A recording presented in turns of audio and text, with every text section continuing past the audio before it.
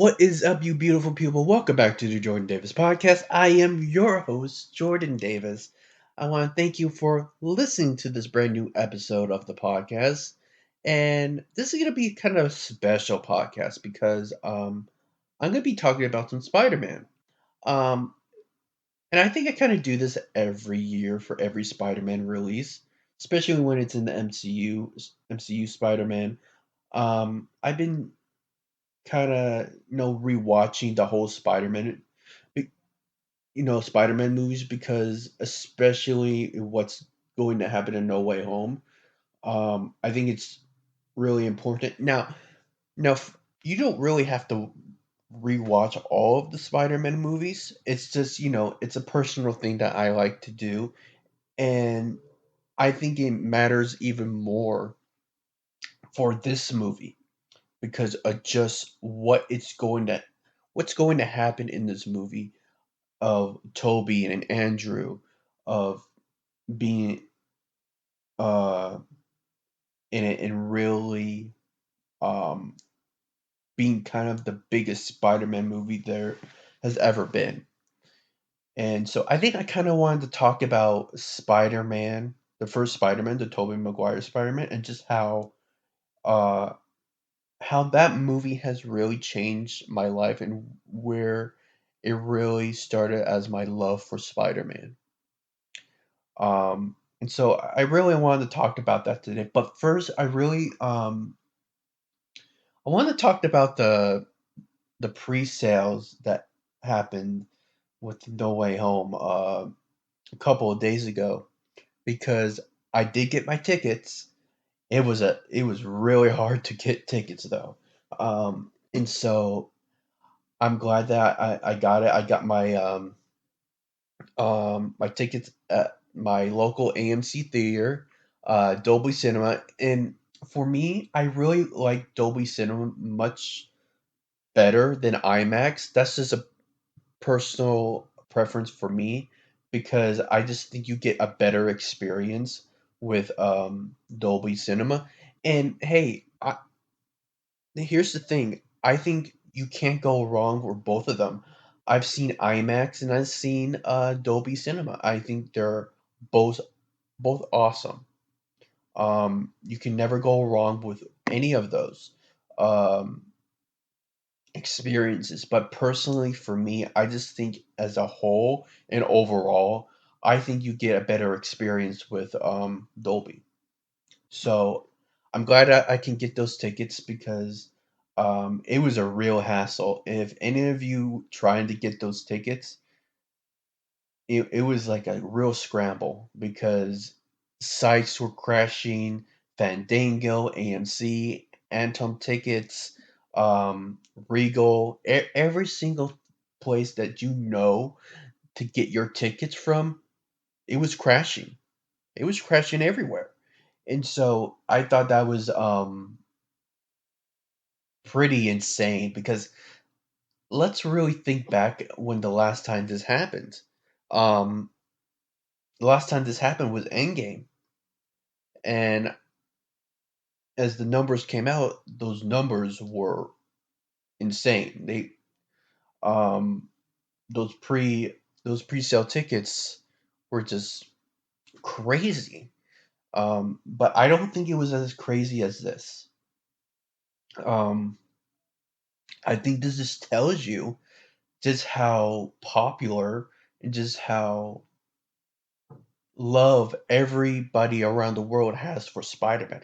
And when you have Toby and when you have Andrew, their Spider-Man's coming into this movie, I think that's going to be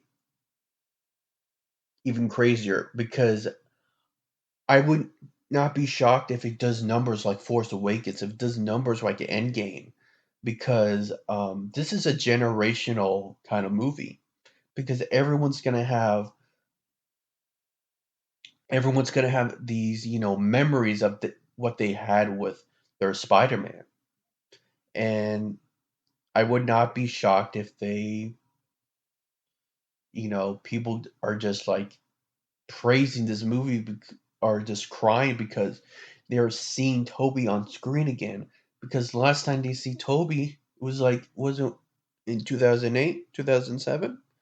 Um, and the last time we saw Andrew as Spider-Man was, I think, it was around 2014. And so these are big deals. These are big fan, fan bases that are really excited to see these people on screen for probably the last time.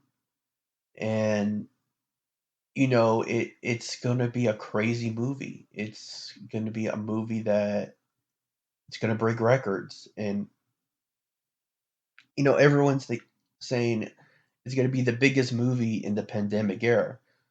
Um, I have to say this. I think it's gonna be the biggest movie no matter what era it's gonna be in. Um, Now I do think this movie is gonna hit well past 100 million. I think it could hit like 150, 170 million. Now, if the movie is good, if if the movie is good for what I'm hearing, I think, in my opinion, it could hit 200, 220 mil. Who knows? If it's like really good and people are like, you need to see this movie. This is the ultimate Spider-Man movie you need to see. Then it's like, yeah, yeah, people are gonna run out to this movie. If you hear like reviews and everything like that, yeah, you have to. People are gonna see this movie. They're gonna be rushing out to the theater. Um, and so, yeah, I just think this is probably going to be the biggest Spider-Man movie of all time. And I think it doesn't matter if you're a Tom Holland fan of his version of Spider-Man, or if you're a fan of Toby, or you're a fan of Andrew. Really, this is going to be a love letter. It's going to be a beautiful tribute and love letter to all of the Spider-Man fans. Um, and so I think there is a reason to get excited. There is a reason to get hyped like you have never gotten hyped before. So yeah, I just think really this is an excited time to be a Spider-Man fan. This is an excited time to be a Marvel fan, an MCU fan with this movie. So now that we got that out of the way, about talking 7 minutes about No Way Home, I probably could talk more. But I really wanted to talk about the original Spider-Man. Um, I really, that's kind of where my love for Spider-Man really started. It really did. I remember it just as yesterday. I remember I went to the movie theater with my mom. She took me to because I remember seeing uh, those trailers. I was like, "What the heck is this? My gosh, I got to see this!" As I told my mom, we have to go. We have to go. Because I really need to see this movie, and she took me to the theater. And I remember it when I was seeing. I remember the opening credits. That theme, that how it all opened with that kind of Sam Raimi kind of style of those opening credits. It was just so. I was just. It was just so amazing how it captured me, you know? Because as a kid, the only kind of experience I ever had of that was watching Indiana Jones Raiders of the Lost Ark. That was kind of like that got me into movies. Um because that was such a great movie, and it's still one of the greatest movies of all time. But going back to Spider-Man, I never had a theatrical experience like that watching that movie, watching uh Tobey Maguire, watching my first exposure to Spider-Man. And I think maybe that's why Tobey Maguire's Spider-Man has such a great place in my heart, because that was the first theatrical experience I ever had. It really was. Um, Seeing how he uh, how he put on the suit, how he fought Randy Savage. I thought that was good. Just seeing Uncle Ben dying for the first time, I was like having tears in my eyes.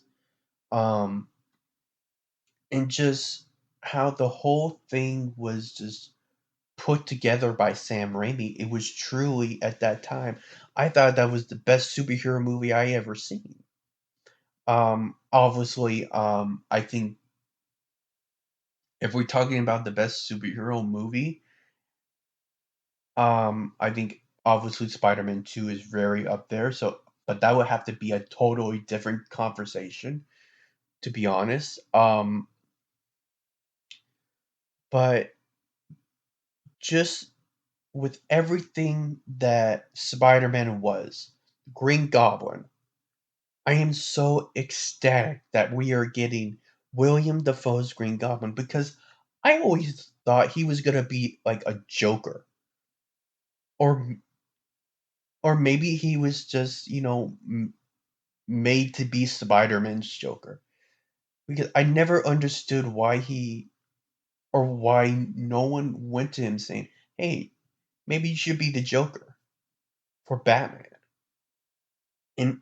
And maybe in a sense he is the Joker for Spider-Man. It's like, yeah, Heath Ledger is good. Jack Nicholson was good.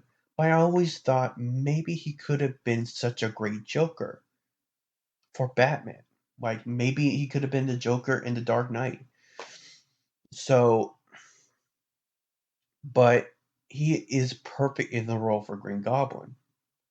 And if you read those early comics of Spider-Man that Stan Lee wrote and Jack Kirby uh, drew, it really has the perfect essence of those early comics of the Sam Raimi movies. And you can kind of tell just how much Sam Raimi loved those early comics, because it had those cheesy and cartoony kind of things. And I think if you look back of it now, it really, it really not kind of holds up. But I think that's what makes this movie stand out. It has its cheesiness, it has its campiness, it has that 60s Spider-Man comic kind of feel. And I think that's a good thing. That's how it uh, can really separate it. And I think, it has its Sam Raimi touch, because I've always said Sam Raimi was Zack Snyder before Zack Snyder was him. Because when you watch a Sam Raimi movie, it's like, oh, okay, you can tell that's a Sam Raimi movie. Just like when you watch a Zack Snyder movie, that's a Zack Snyder movie, you know. But everything he did with Spider-Man, what he did with the villain, those there's such memorable lines with Green Goblin. Uh, and I'm excited to see if those lines come back in No Way Home. It's funny, it's always coming back to No Way Home. But um really, and when you look at Christian Dunst as Spider-Man, not not Spider-Man, as Mary Jane. Um but that's like 60s comic book Mary Jane. Um and also we have that, iconic kiss. That kiss will live forever in cinematic history. It will. It, everyone tries to recreate it. I mean, you have like shows recreating it. Everybody, just goes out and, you know, pop culture tries to recreate that kiss. TV shows, movies, social media, TikTok, no matter where it is, they try to recreate that scene. And it's gonna live in infamy as probably the greatest cinematic kiss of all time, maybe even greatest superhero kiss of all time.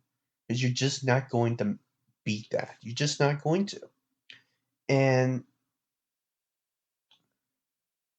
when I think back on um that movie, it's truly it truly gave us the blueprint of what superhero movies could be. It really was. And yes, X-Men was, the start of that, but I really think Spider-Man, 2002 Spider-Man, was really put it on a whole different level. It really did.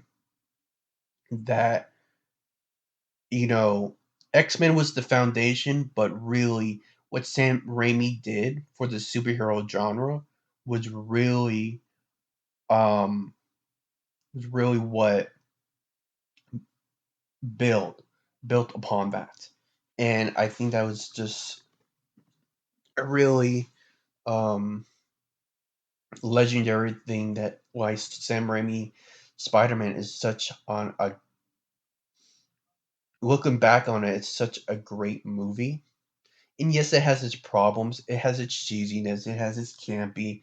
The Green Goblin costume is, it looks like Power Rangers, but I think you can look past all that. I think that for the time that it came out,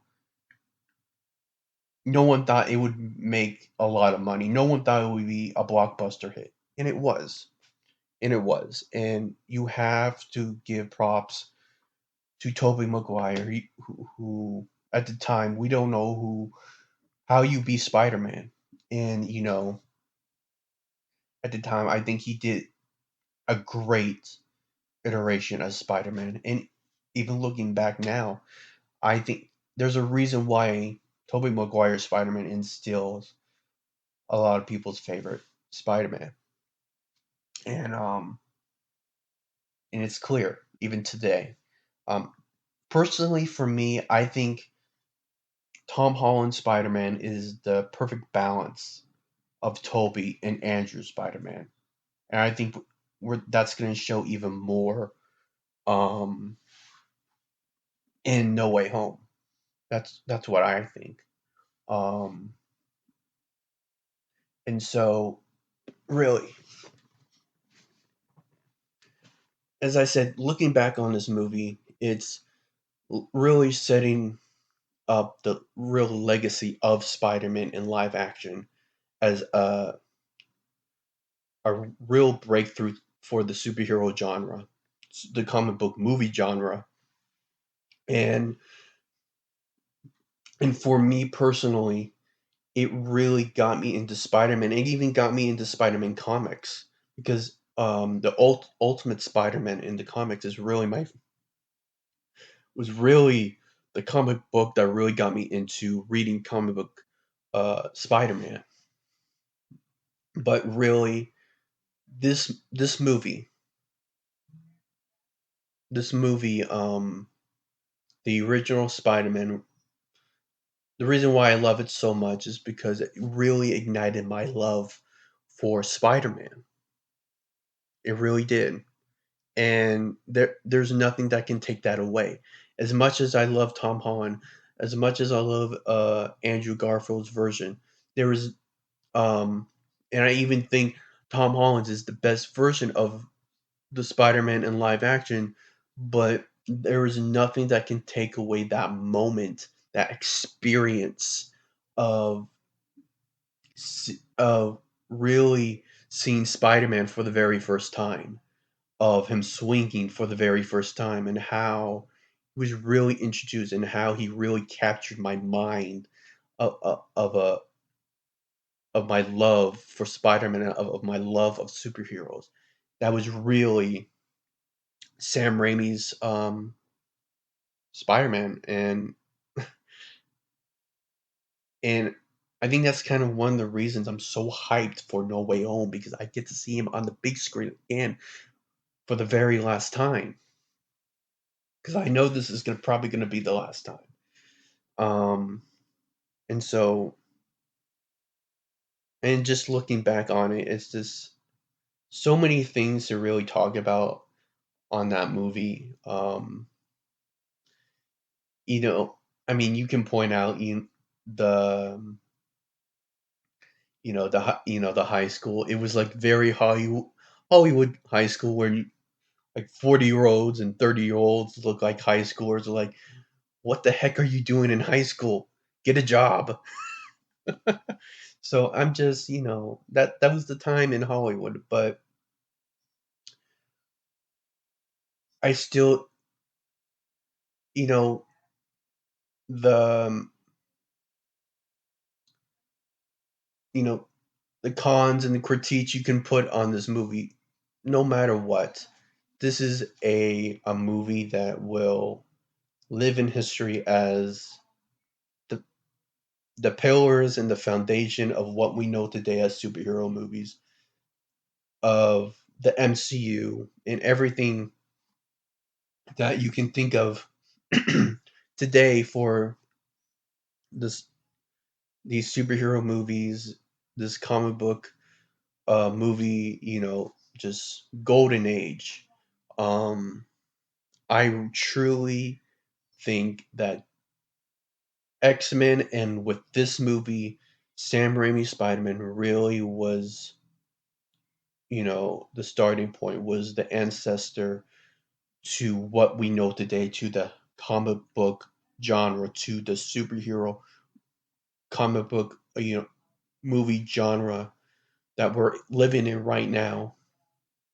Of If it wasn't for, I believe, what Spider-Man did, we don't have an MCU. I think that, and I'm truly grateful for everyone that was involved in that movie. Truly grateful for that experience I had that really got me into loving Spider-Man, and um, and I cannot wait, you know, to see till we back again. It's really going to be a wonderful experience. So, yeah, that's really I gotta say about this movie. It's not it's not really a review of Spider-Man. It's really my feelings and my passion of my heart about Spider-Man. And I really just wanted to talk about that today on the podcast. And because I know many of you are major Spider-Man fans, major superhero fans. And so I really, really just want to hear from you guys. Um, where did your love for Spider-Man start? Did it start from Sam Raimi? Um, because I would love to know, as fellow Spider-Man fans, I'd just love to know where was that point? Where did you, where was your birth of being a Spider-Man fan? Oh, could be the movies, could be the comic books, could be the cartoons, no matter what. I would love to hear from you. I would love to hear from the comments. Write in the comments. Tell me, what was that major moment. So, yeah, I want to thank you all for listening to this podcast. And I, I want to thank you all, for all the listeners, for the subscribers. I want to thank you all for supporting me and everything. So, um, until next time, until the next episode of the Jordan Davis podcast, I'll see you later, and you have a blessed week. Bye.